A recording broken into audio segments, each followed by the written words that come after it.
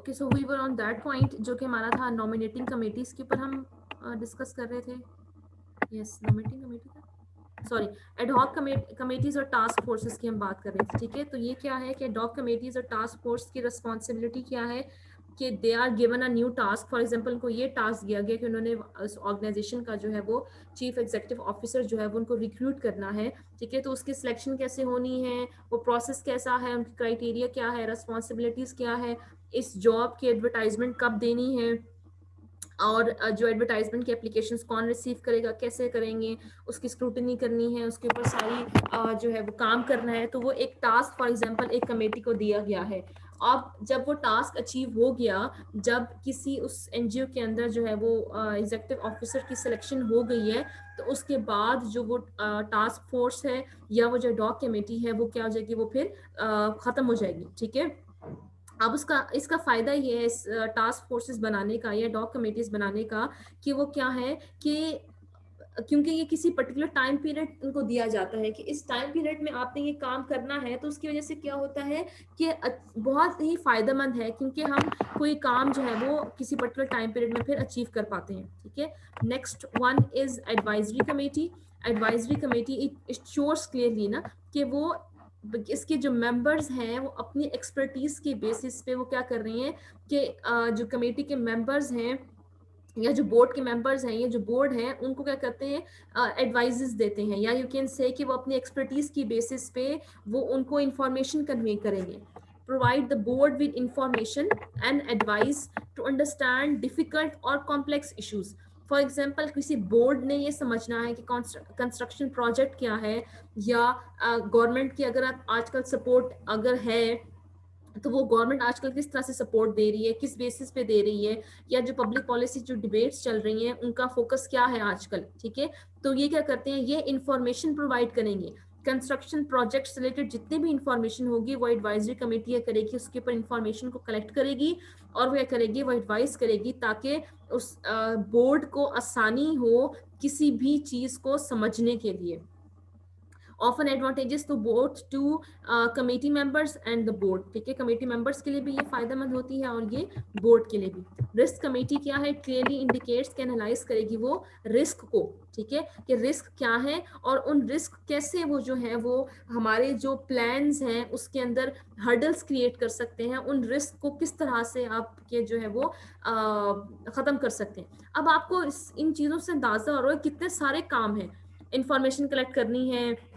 Financing से related काम है, आप ये कह सकते हैं जैसे ऊपर हमने ये देखा कि एडवाइजेज है, इंफॉर्मेशन कलेक्ट करनी है, या आप ये कह सकते हैं कि मार्केट से रिलेटेड काम है, रिसर्च से रिलेटेड काम है. तो दैट शोज कि मल्टीपल टास्क आर देयर. ठीक है, तो इस वजह से क्या पता चला कि अब मल्टीपल टास्क है तो इसके लिए बहुत सारे लोगों का होना, अलग कमेटीज बनना जरूरी है ताकि जो एक्सपर्ट हैं, जिसको उन चीजों के बारे में इंफॉर्मेशन है, सिर्फ वही उससे रिलेटेड काम करें ताकि वो काम बहुत अच्छे तरीके से हमारा फिर हो सके. गवर्नेंस कमेटी क्या करेगी, include people with legal backgrounds. ठीक है, जो गवर्नेंस कमेटी के अंदर वो होंगे जिनका लीगल बैकग्राउंड्स होगा ताकि वो ऑर्गेनाइजेशन की डेवलपमेंट के अंदर काम करें, वो पॉलिसीज बनाने में अपना रोल प्ले करें, वो बोर्ड की वैल्यूएशन के अंदर जो है वो अपनी इनपुट दे सके, काम कर सके. ठीक है, प्रोग्राम कमेटी क्या करेगी, रिव्यूज करंट प्रोग्राम्स. ठीक है, करंट प्रोग्राम्स को रिव्यू करेगी, ensure that they are in line with organization's strategic directions. ठीक है, कि जो प्रोग्राम्स चल रहे होंगे उन प्रोग्राम्स को रिव्यू करेगी और उन प्रोग्राम्स को कैसे लेके जाना है, उन प्रोग्राम्स को कैसे करना है, either these programs are in line with the जो आप कह सकते हैं कि ऑब्जेक्टिव्स बनाए गए हैं उसके मुताबिक हैं या नहीं है. Reviews, monitoring and evaluation of current programs. Monitoring और इवेल्युएशन भी करनी होगी उन करंट प्रोग्राम्स की. मॉनिटरिंग कब होगी, जब वो प्रोग्राम चल रहा है, ड्यूरिंग इट्स ऑपरेशन, या आप कह सकते हो कि जब वो प्रोग्राम ऑनगोइंग है तो उसकी उस टाइम पीरियड में जो चेक किया जाएगा कि क्या वो उसके ऊपर उसको आप कह सकते हो कि उसको चेक किया जाएगा कि either it is achieving properly it's objectives, क्या वो सही तरीके से काम कर रही है या नहीं कर रही. तो इसका मतलब है कि वो मॉनिटरिंग हो रही है उस प्रोग्राम की.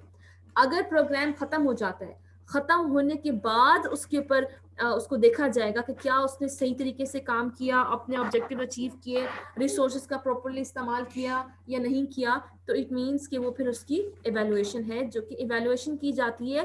Eight the end of the program, और जो मॉनिटरिंग है वो की जाती है during that program. Review the propose programs, अगर प्रोग्राम्स कुछ प्रपोज किए गए हैं, बताए गए हैं कि हम ये प्रोग्राम कर लेते हैं, फॉर एग्जांपल हमने जो जेल के अंदर लोग हुए हैं उनकी रिहेबिलिटेशन के लिए कोई प्रोग्राम स्टार्ट करना चाह रहे हैं, तो प्रपोज किया एक प्रोग्राम एक एनजीओ ने, तो वो क्या करेंगे कि वो उसको रिव्यू करेंगे कि अगर हम ये काम कर रहे हैं तो क्या ये जो प्रोग्राम बनाया गया है ये हमारी ऑर्गेनाइजेशन के ऑब्जेक्टिव्स के मुताबिक है या नहीं है, किस तरह से अचीव किया, वो जो प्रोग्राम बनाया गया है वो properly in line with the needs, or you can say the resources of the NGO or not। ठीक है, so these were about the committees. ठीक है, ये बोर्ड के बारे में, बोर्ड स्ट्रक्चर के बारे में था, जिसमें हमने पढ़ा कि इफेक्टिव वर्किंग ऑफ बोर्ड किस तरह से हो सकती है, बोर्ड के अंदर कौन कौन से लोग आते हैं या कैसे डिफरेंट कमेटीज आती हैं, और उन कमेटीज की क्या ड्यूटीज। और गवर्निंग डॉक्यूमेंट्स की अगर हम बात करते हैं तो एनजीओ की जो गवर्निंग डॉक्यूमेंट्स हैं वो बेसिकली 3 होते हैं। ठीक है, एनजीओ गवर्नेंस में जो अपना रोल प्ले कर रहे थे वो 3 डॉक्यूमेंट्स होते हैं। Number 1 is the article of incorporation, number 2 is the bylaws, and number 3 is the mission statement. ये डॉक्यूमेंट्स असल में क्या कर रहे होते हैं, ये डॉक्यूमेंट्स एक तो जैसे हम मिनट्स बनाते हैं, बोर्ड की मीटिंग्स होती हैं उनके मिनट्स बनाए जाते हैं, बजट्स की स्टेटमेंट्स बनाई जाती हैं, फाइनेंशियल स्टेटमेंट्स बनाई जाते हैं, पॉलिसी स्टेटमेंट्स तो बनाई जाती हैं। ठीक है, एक तो ये काम भी होता है एक एनजीओ के अंदर कि मीटिंग्स होती हैं तो उसके बाद उसके मिनट्स बनाए जाते हैं, बताया जाता है, उसके अंदर लिखा जाता है कि मीटिंग में क्या हुआ, किस चीज़ को डिस्कस किया गया, क्या फैसला किया गया, कौन कौन शामिल था,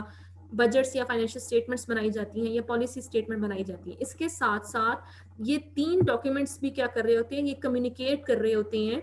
ये हमें क्या बता रहे होते हैं। ये 3 documents shows that how that organization is governed, how this organization is run, उस इस ऑर्गेनाइजेशन के अंदर कौन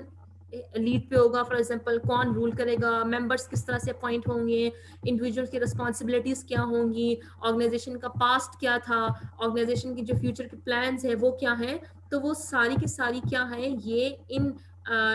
जो डॉक्यूमेंट्स हैं वो उसके अंदर आते हैं। ठीक है, अब नंबर 1 पे हम देखेंगे कि what is that articles of incorporation. ठीक है, या हम इनको आर्टिकल्स ऑफ इनकॉर्पोरेशन भी कहते हैं,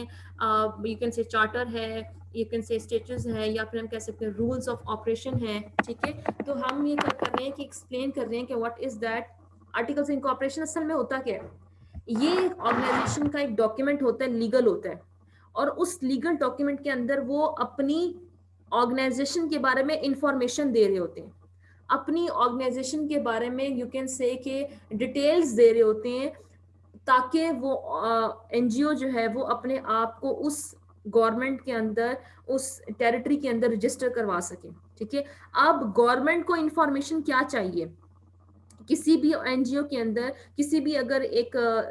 एरिया है, उस एरिया के अंदर वो एनजीओ काम कर रही है, तो उस एरिया के जो गवर्निंग वहाँ पे जो फॉर एग्जांपल गवर्नमेंट है, तो वो उस गवर्नमेंट को रिक्वायरमेंट्स होती हैं उनकी। ठीक है, कि अगर आपने यहाँ पे रजिस्टर होना है इस एनजीओ ने, तो इस एनजीओ ने अगर आपने यहाँ पे रजिस्टर होना है तो उसने ये इन्फॉर्मेशन देनी है। ठीक है, तो ये क्या होता है कि ये लीगल डॉक्यूमेंट है that is filed with the appropriate government agency to register the organization as an NGO. ये लीगल डॉक्यूमेंट होता है किसी भी एनजीओ का, जो कि वो बनाते हैं ताकि उनकी एनजीओ उस गवर्नमेंट के साथ रजिस्टर हो सके जहां पे वो काम कर रही है।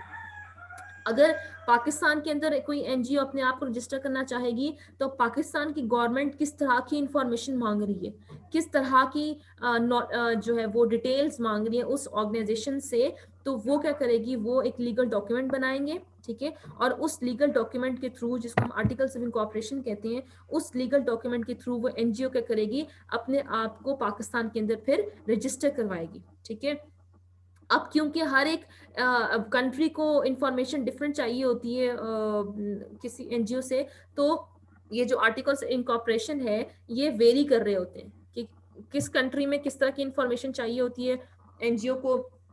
फॉर एग्जाम्पल पाकिस्तान के अंदर जो इन्फॉर्मेशन चाहिए होगी किसी भी एनजीओ को अपने आप को रजिस्टर करने के लिए वो डिफरेंट होगी, इंडिया के अंदर डिफरेंट होगी, अमेरिका के अंदर डिफरेंट होगी। तो क्या कर रहे हैं कि ये डिफरेंट कर रहे होते हैं, ये वेरी कर रहे होते हैं फ्रॉम कंट्री टू कंट्री, ठीक है। Law prescribes the form and content of the articles of incorporation. अब एक कंट्री के अंदर एनजीओ को रजिस्टर करने के कौन से लॉज हैं। पाकिस्तान के अंदर भी एनजीओ की रजिस्ट्रेशन के बहुत सारे लॉज हैं, ठीक है। जब हम एनजीओ इन पाकिस्तान पढ़ेंगे तो मैं आपको तब बताऊंगी कि पाकिस्तान के रजिस्ट्रेशन के बहुत सारे लॉज हैं पाकिस्तान के अंदर जिसके थ्रू एनजीओ अपने आप को रजिस्टर कर सकती हैं। अब उन लॉ, अगर उसने किसी पर्टिकुलर, फॉर एग्जाम्पल 5 लॉज हैं, अब उन 5 लॉज में से सिर्फ एक लॉ के ऊपर, एक सेकंड लॉ के थ्रू उसने अपने आप को रजिस्टर करवाना है, तो उस लॉ के अंदर कौन कौन सी रिक्वायरमेंट्स हैं, उसका कंटेंट क्या है, वो फॉर्म किस तरह की मांग रहे हैं, ठीक है। तो वो उसको डिवाइस कर रहे होते हैं, वो डिजाइन फिर अपना उस रजिस्ट्रेशन लॉज के मुताबिक करते हैं। Can establish a basis for good governance by including this information about your governing body or bodies, ठीक है। कि क्या कर रहे होते हैं कि ये जो गवर्निंग बॉडीज हैं, अब आप एनजीओ का चल किस तरह रही है, उसकी बोर्ड के मेंबर्स क्या होंगे, उसके मेंबर्स कैसे सेलेक्ट होंगे, तो ये अगर ये इंफॉर्मेशन वो कंट्री मांग रही है तो आपने वो इंफॉर्मेशन अपने उस आर्टिकल ऑफ इनकॉर्पोरेशन में डालनी होती है। तो articles of incorporation basically is required by the NGO to register itself within a particular territory, ठीक है। वो ये डिस्क्राइब कर रही होगी कि वो उसने काम कैसे करना है उस किसी भी टेरिटरी के अंदर, किसी भी गवर्नमेंट के अंदर काम कर रही है अगर एरिया के अंदर, तो वो उसने अपने आप को रजिस्टर कैसे करवाना है और क्या इंफॉर्मेशन चाहिए उस कंट्री को, तो वो इंफॉर्मेशन वो उसके अंदर डालेंगे, ठीक है। Incorporating an NGO according to the statutory authority of the country may protect the NGO and अब जाहिर सी बात है वो एनजीओ अगर अपने आप को रजिस्टर करवा चुकी है उस कंट्री के अंदर, तो इसका मतलब है कि वो उस कंट्री के अंदर प्रोटेक्टेड होगी, ठीक है। उसको सेफगार्ड किया जाएगा, उसको जो है वो प्रोटेक्शन की जो बेसिक जो राइट्स दिए जाते हैं अगर किसी भी ऑर्गेनाइजेशन को किसी कंट्री के अंदर, तो इस तरह से उसको वो राइट्स अवेल कर सकेगी और टैक्स के एडवांटेजेस भी मिल सकते हैं कुछ कंट्रीज को अगर वो अपने आप को रजिस्टर करवाती हैं। तो ये एक ये डिफरेंट इंफॉर्मेशन दी गई है, फॉर एग्जांपल पॉइंट्स बताए गए हैं कि ये पॉइंट्स, ये बातें जो है वो आर्टिकल्स ऑफ इनकॉर्पोरेशन के अंदर डल सकती हैं, ठीक है। कि requirements vary from country to country, ठीक है। कि लेकिन ज्यादातर जो चीजें पूछी जाती हैं किसी भी एनजीओ के अंदर, किसी भी एनजीओ से through their article of incorporation, वो ये होती है ऑर्गेनाइजेशन का नाम क्या है, उस ऑर्गेनाइजेशन की वर्किंग मतलब कितने अरसे से चल रही है या उसका प्लान क्या है कि वो कितने अरसे तक काम करेगी, उस ऑर्गेनाइजेशन का पर्पस क्या है, वो अपने इंटरनल अफेयर्स को कैसे लेके जाएगी, उस ऑर्गेनाइजेशन का जो एक रजिस्टर्ड ऑफिस है उसका एड्रेस क्या है, वो अपने एसेट्स को जो उनके पास रिसोर्सेज मौजूद हैं वो उसकी डिस्ट्रीब्यूशन कैसे करेगी, गवर्निंग बॉडी उसके अंदर है तो उस गवर्निंग बॉडी का क्या नाम है, या डिफरेंट गवर्निंग बॉडीज हैं तो वो कौन सी हैं, रिस्पॉन्सिबिलिटीज और पावर्स कैसे डिवाइडेड हैं, बोर्ड मेंबर्स की ड्यूटीज क्या हैं, कितने बोर्ड मेंबर्स उस ऑर्गेनाइजेशन के अंदर हैं, मेंबरशिप के रूल्स क्या हैं, टर्म्स ऑफ ऑफिस क्या है, कितने मतलब अगर कोई एक ऑफिस में अगर कोई बंदे को हायर किया जाता है तो उसके टाइम पीरियड क्या होगा, उसकी सैलरी क्या होगी, उसकी जो है वो यू कैन से कि लिमिट्स, री इलेक्शन अगर री इलेक्शन करवाना चाहते हैं तो वो किस तरह से होगा, और अगर मीटिंग्स एक साल में होती हैं तो वो कितनी होंगी, मीटिंग्स का जो तरीका है उसकी इंफॉर्मेशन देनी है तो वो किस तरह से कम्युनिकेट की जा रही है, कौन इनिशिएट कर रहा है, how to set dates, who decides agenda and the decision making procedures. ज्यादातर क्या है कि ये इंफॉर्मेशन पूछी जाती है from the NGOs in their articles of incorporation, ठीक है। अब मैंने आपको जैसे शुरू में बताया कि इट वेरीज, रिक्वायरमेंट वेरी कर रही है from NGO to NGO, from country to country, कि किस कंट्री में आपसे कौन सी इंफॉर्मेशन ली जा रही है, आपसे किस तरह की बात पूछी जा रही है, तो आप वो इंफॉर्मेशन उस तरह से दे देते हैं। फॉर एग्जांपल अगर यहाँ पे पाकिस्तान में पूछा जाता है कि आपका इनिशियल रजिस्टर्ड ऑफिस कहाँ पे है, उसका एड्रेस क्या है, तो हो सकता है किसी और कंट्री में उसके बारे में इंफॉर्मेशन ना पूछ रहे, या फॉर एग्जांपल यहाँ पे आपसे ये पूछा जाता है कि बेसिक रिस्पॉन्सिबिलिटीज एंड पावर क्या है, तो हो सकता है किसी और कंट्री में वहां पे ये ना पूछा जा रहा, तो it vary from country to country. यहाँ पे मैं आपको ये कह दूं कि it might be the possibility कि जैसे इसमें से आपका एक क्वेश्चन बन सकता है कि मैं आपको कह दूं कि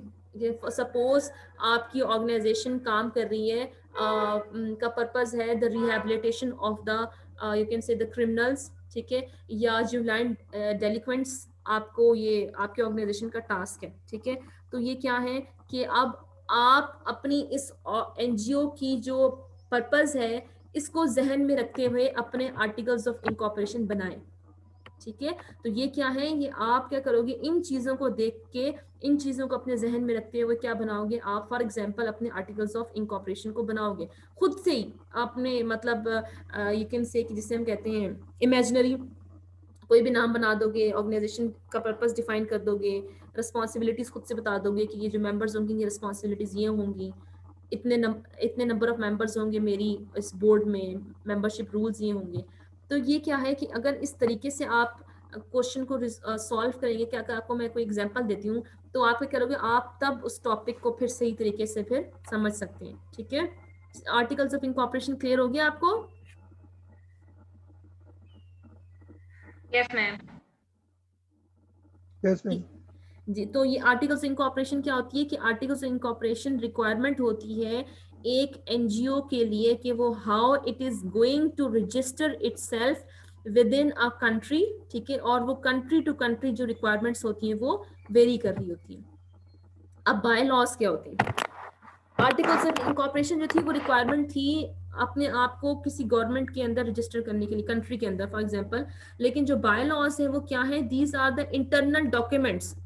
ये अब इंटरनल डॉक्यूमेंट है कि हमारी एनजीओ अब काम कैसे करेगी,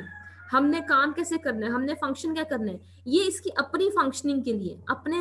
रोजमर्रा के मामलात के लिए वो बायलॉज बनाएंगे अपने काम के लिए। अब ये बायलॉज बाहर के लोगों के लिए नहीं, किसी फायदेमंद किसी काम के लिए, ठीक है। आर्टिकल्स ऑफ इनकॉर्पोरेशन बाहर के लोगों के लिए फायदेमंद है, लेकिन जो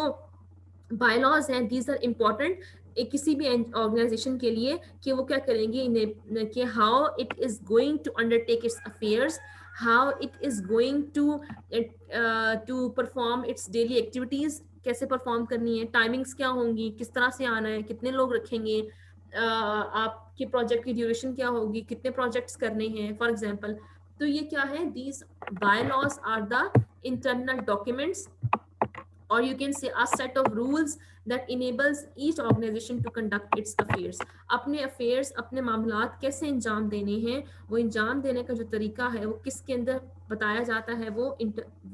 bylaws में होता है। तो you should remember the difference between the bylaws and the articles of incorporation कि bylaws क्या है, bylaws are the internal documents जो कि एनजीओ के इंटरनल अफेयर्स के साथ लिंक कर रही है,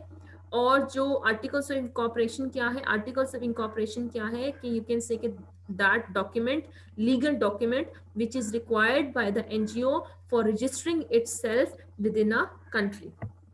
ठीक है। अब बायलॉज क्लियरली रिटन हो, written clearly and in language that is easily understood by all organisation stakeholders, ठीक है। इस ऑर्गेनाइजेशन के साथ लिंक जितने भी स्टेक होल्डर्स हैं उन स्टेक होल्डर्स को समझ में आना बहुत ज्यादा जरूरी है, इसलिए क्लियरली लिखा हुआ हो। और इस जुबान में ऐसा ना हो कि आपने इतने डिफिकल्ट वर्ड्स इस्तेमाल किए हों कि वो जो बाकी जो स्टेक होल्डर्स हैं ऐसे जो कि इतना ज्यादा, जो कि लिंक तो है उस ऑर्गेनाइजेशन के साथ, लेकिन वो इतने ज्यादा उस लैंग्वेज की प्रोफिशिएंसी में इतना एक्सपर्ट नहीं है, ठीक है। तो ऐसे आपने लैंग्वेज यूज करनी है जो कि ऑर्गेनाइजेशन के जितने भी स्टेक होल्डर्स हैं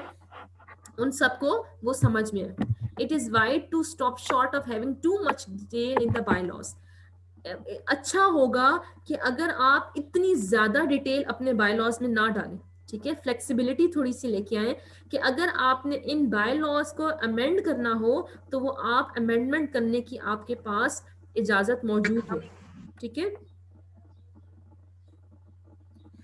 और इसके अंदर किस तरह से बिगिन होता है, often begin with restatement of name and purpose of the organization. Bylaws के अंदर भी दोबारा आप शामिल करते हैं कि आपका नेम क्या है इस ऑर्गेनाइजेशन का और इस ऑर्गेनाइजेशन का पर्पस क्या है। अच्छा, कौन सी चीजें इसके अंदर ज्यादातर मेजॉरिटी बायलॉज के अंदर शामिल की जाती हैं जो कि मेजॉरिटी यू कैन से कि कॉमन है, वो क्या है कि एक तो हमने ऊपर नोट किया क्या कि हमने पर्पस और हमने क्या करना है, अपने नेम को दोबारा अपने बायलॉज में बताना है कि नेम क्या है और पर्पस क्या है हमारी एनजीओ का, ठीक है। उसके बाद आपने क्या बताना है, अपनी ऑर्गेनाइजेशन मीटिंग्स की रिक्वायरमेंट, कि कोरम क्या होगा हमारी ऑर्गेनाइजेशन मीटिंग्स का, कितने मेंबर्स होंगे तो हम कोई डिसीजन ले सकेंगे, नोटिस हमने कैसे जारी करना है, कितनी ऑर्गेनाइजेशन मीटिंग्स हमने एक साल में फॉर एग्जांपल करनी है, अगर बोर्ड से रिलेटेड अगर कोई वोटिंग है तो वोटिंग की क्वालिफिकेशंस क्या होंगी, प्रोसेस क्या है, प्रोसीजर क्या है, कमेटी को कैसे क्रिएट करना है, ये कमेटी को कैसे हमने डिसॉल्व करना है, तो the number and term of members of the board, ठीक है। अब बोर्ड के मेंबर्स कितने होंगे, उनका टर्म क्या होगा, अथॉरिटी कितनी होगी, नॉमिनेट कैसे करना है, अगर आपके पास वैकेंसीज हैं तो उस वैकेंसीज को फिल करने का तरीका क्या होगा, ठीक है, कौन इलेक्शन इलेक्ट करेगा, ड्यूटीज क्या होंगी, रिस्पॉन्सिबिलिटीज क्या होंगी, membership authority of for example standing committees, या title and scope of authority, ठीक है, किसी को अथॉरिटी दी जा रही है या स्टाफ को तो उनकी क्या होगी, रिकॉर्ड कीपिंग कैसे करनी है, फाइनेंशियल रिपोर्ट की रिस्पॉन्सिबिलिटीज किसके पास होंगी, या अगर फाइनेंशियल रिपोर्ट्स बनानी है तो फॉर एग्जांपल वो किस तरह बनानी है, साल में एक दफा बनानी है या 2 दफा बनानी है, 3 दफा बनानी है सॉरी या 4 दफा बनानी है, तो ये आपकी ये जो चीजें हैं ये क्या आप मेंशन करते हैं अपने बाय लॉज में। और अमेंडमेंट का प्रोसीजर भी, कि फॉर एग्जांपल ये आपके बाय लॉज है ना, अब अगर हम एग्जांपल ले यहाँ पे कुछ जैसे हमने यहाँ पे बताया था नंबर ऑफ मेंबर्स, ये रहा number and term of members, for example हमने क्या डिवाइस किया, हमने अपने बाय लॉ में ये बता दिया कि हमारे जो बोर्ड के मेंबर्स होंगे फॉर एग्जांपल वो 10 होंगे, ठीक है, और उनकी टर्म क्या होगी, एक बोर्ड की टर्म होगी फॉर एग्जांपल 2-3 साल, राइट। तो हम क्या करेंगे कि हमारे पास ये हम अपने बायलॉज में मेंशन करेंगे कि अगर हम कोई अमेंडमेंट करना चाहें, अगर हम कोई तब्दीली लाना चाह रहे हैं तो वो तब्दीली लाने का तरीका क्या होगा, तो वो तरीका भी बता देंगे। तो फॉर एग्जांपल हम चाहते हैं कि हम अपने बोर्ड के जो मेंबर्स हैं उनकी तादाद में हम इजाफा करना चाह रहे हैं और उनके टाइम पीरियड को थोड़ा कम करना चाह रहे हैं, तो वो तरीका क्या होगा इस प्रोसेस को के अप्रूवल के लिए। तो हम ये जो अमेंडमेंट का जो प्रोसीजर है ये भी हम बता देंगे कि अमेंडमेंट कैसे होगी, कि फॉर एग्जांपल इतने लोग आके बैठेंगे, इस तरह से उनकी डिस्कशंस होंगी, कोरम इतना होगा, अगर कोरम इतने % लोग इस अमेंडमेंट को अप्रूव करते हैं तब जाके हमारा जो अमेंडमेंट होगा वो क्या हो जाएगा, वो चेंज हो जाएगा, वो क्या हुआ है वो उसके अंदर हम इस तरह से तब्दीली ले आए हैं। तो हमने क्या करना है अपने बायलॉज के अंदर ये सारी चीजें क्या होती हैं हमने मेंशन करते हैं, जो कि इसमें जरूर डिस्टर्बेंस थोड़ी चल रही है इसमें हुई। अच्छा, हम बायलॉज के ऊपर थे, ठीक है, कि बायलॉज हमारे पास क्या है कि बायलॉज आर इंटरनल डॉक्यूमेंट जो कि इस ऑर्गेनाइजेशन की फंक्शनिंग के लिए बनाए जाते हैं, ठीक है। तो जिसके अंदर ये सारी चीज़ें आ जाती हैं कि ये आप इस पर मेंशन कर देते हैं कि कहाँ इसकी कैसे मीटिंग कैसे है, किस तरह से लोग उसमें होंगे, इसके बोर्ड की सिलेक्शन अगर है, उसकी रिकॉर्ड कीपिंग कैसे करनी है, फाइनेंशियल अगर रिपोर्टिंग रिस्पॉन्सिबिलिटीज हैं तो वो क्या होंगी, ठीक है। Approval of set of bylaws takes thought time, and अगर आपने, अब जाहिर सी बात है अगर आपको बायलॉज बनाने हैं, आप अगर ये कहते हैं ना कि आपको कोई फॉर एग्जांपल अगर आप एनजीओ चला रहे हैं, आपको ये मैं कहती हूँ टास्क देती हूँ कि फॉर एग्जांपल जैसे आपको पहले एग्जांपल दी कि आप एक एनजीओ चला रहे हैं जिसका मकसद ये है the rehabilitation of you can say that juvenile delinquents, ठीक है, कि juvenile delinquents ये जो बच्चे होते हैं जो जराइम करते हैं, अब इनको कैसे आपने और ये जेलों में होते हैं तो आपने इनको कैसे एक प्रोडक्टिव सिटीजन बनाना है, ठीक है, ये आपके एनजीओ का फंक्शनिंग है, ये काम है। तो आपने आर्टिकल्स ऑफ इनकॉर्पोरेशन बना लिए, अब आपने क्या करना है, आपने बायलॉज भी बनाने हैं, ठीक है। तो अब बायलॉज जाहिर सी बात है आपके ऑर्गेनाइजेशन का फंक्शन क्या है, काम कैसे करेगी, कितने मेंबर्स इसके अंदर होंगे, और इन मेंबर्स की अपॉइंटमेंट कौन करेगा, ये बोर्ड के मेंबर्स, इन कमेटीज के मेंबर्स कौन से होंगे, आपने अगर जाहिर सी बात है अगर आप उनको ट्रेनिंग दे रहे हो उन बच्चों को, फॉर एग्जांपल आप एजुकेशन दे रहे हैं, अब उनको बुक्स देनी है, बुक्स कितनी खरीदनी है, कैसे खरीदनी है, ये सारी चीज़ें आप पहले से ही आप डिवाइस कर लेते हैं। आप ये जो इसके पीछे के फाइनेंशियल अगर आपके पास रिसोर्सेज चाहिए तो फाइनेंशियल रिसोर्सेज कैसे आपके पास होने चाहिए, कितने होने चाहिए, अगर उससे कम हो गए हैं किसी खास अमाउंट से तो आपने दोबारा उनको कैसे आपने उसके ऊपर काम करना है, दोबारा उन फाइनेंशियल रिसोर्सेज के लिए कैसे आपने कोशिश करनी है। तो इन सब चीज़ों को राइट करने में, ठीक है, इनको सोचने में, समझने में, लिखने में और उसको अप्रूवल लेने में बहुत ज़्यादा टाइम लगता है। और उसके अंदर तमाम के तमाम ऑर्गेनाइजेशन के जो मेंबर्स है, कॉन्स्टिट्यूएंट्स हैं, वो फिर शामिल, उनकी इन्वॉल्वमेंट आ जाती है। bylaws should be written with an emphasis on fair treatment and transparent governance, ठीक है। इसके जो लिखे, क्योंकि जैसे आपको एग्जांपल मैंने दी कि आपने बोर्ड के मेंबर्स हायर करने हैं, ठीक है, अपॉइंटमेंट करनी है अपने बोर्ड के मेंबर्स की, तो उन बोर्ड के मेंबर की अपॉइंटमेंट करने का तरीका क्या होगा, ठीक है। क्या वो सिर्फ उस मेंबर को अपॉइंट कर रहे हैं जो कि उसके जानने वाला रिश्तेदार है, या जो उस मेरिट पे पूरा उतर रहा है उसके ऊपर। तो क्या है कि ये शुड बी रिटन, और उसका मकसद ये होना चाहिए बाय लॉज का कि हमने ट्रांसपेरेंसी के तरीके को देखना है, हमने पावर की जो डिस्ट्रीब्यूशन है, जो रिसोर्सेज की डिस्ट्रीब्यूशन करनी है, वो प्रॉपरली करनी है। Review the bylaws of several NGOs before attempting to write a new set of bylaws. अगर आपने कोई नया set of bylaws लिखना है तो अच्छा ये होगा कि अगर आप बहुत सारी NGOs, इंटरनेशनल NGOs हैं, आप इंटरनेशनल NGOs को खोल के उनके bylaws को देखें कि उनके bylaws क्या हैं, उनको रिव्यू करें, फिर जाके आप क्या करें, न्यू सेट ऑफ bylaws को डिवाइस करें। So this is the last that governing document के अंदर हमारा आता है, which is that mission statement. Mission statement आपके पास क्या है, कम्युनिकेशन टूल है जो कि गाइड कर रहा होता है। अगर आपको पता ही नहीं है कि आपकी ऑर्गेनाइजेशन किसके लिए काम कर रही है, किस तरह से काम करेगी और वो किधर काम करेगी, तब तक आप प्रॉपरली उस एनजीओ, उस ऑर्गेनाइजेशन में अपना रोल प्ले नहीं कर सकते। So it is like a communication tool है, एक कम्युनिकेशन का जरिया है जिसमें क्या कर रही है, ये गाइड कर रहा है बोर्ड को, ठीक है, और उसके स्टाफ को। एक तो गाइडेंस भी दे रहा है और दूसरा ये एक्सप्लेन कर रहा है एनजीओ का एक नेचर को to the outside of the organization. Organization के अंदर के लोगों को गाइड कर रहा है,